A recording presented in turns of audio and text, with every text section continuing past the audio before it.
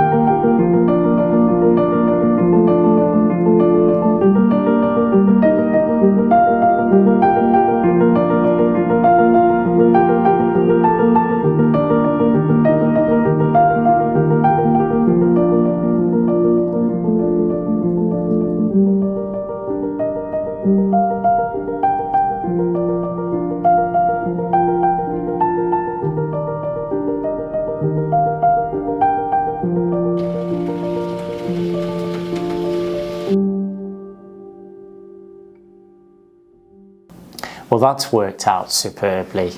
Those colours look fantastic together in that floor. It really works. Space is great as well. There's plenty of room for that table, the access in and out from the hall.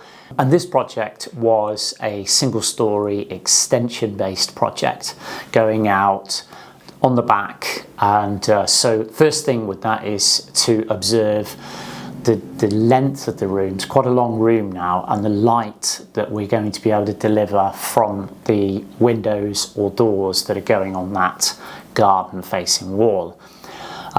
Now, something that was interesting about this one when the client came to see me was that in the original foundation, and I think I've got some pictures of how the kitchen looked before, so this was when I visited to do the survey and original measure, there was a back door that was bricked back up but not toothed out, so it was quite easy to see where the door was. From previous customers, someone else that lived there at some point had decided to block that door up. So it was put to the customer with one of my designs to reinstate that door, because one, the light at the back, it's another way to get natural light at the back there with that extra extension, and two, because of something that they planted the seed with me about further development that they were going to do down the side of the driveway. So the customer has in fact put into place that idea, so the door really has worked out a good move here. Further to that, it was suggested that the kitchen should go on the left as you stand in the room and run down that side, and the double doors onto the garden would have been on the right and the kitchen sink window would have been on the left. But it was my recommendation to flip that and actually design the kitchen on the right hand side and move the doors to the left as you see them. That's mainly because the garden was well matured on the right hand side and looks lovely from that aspect.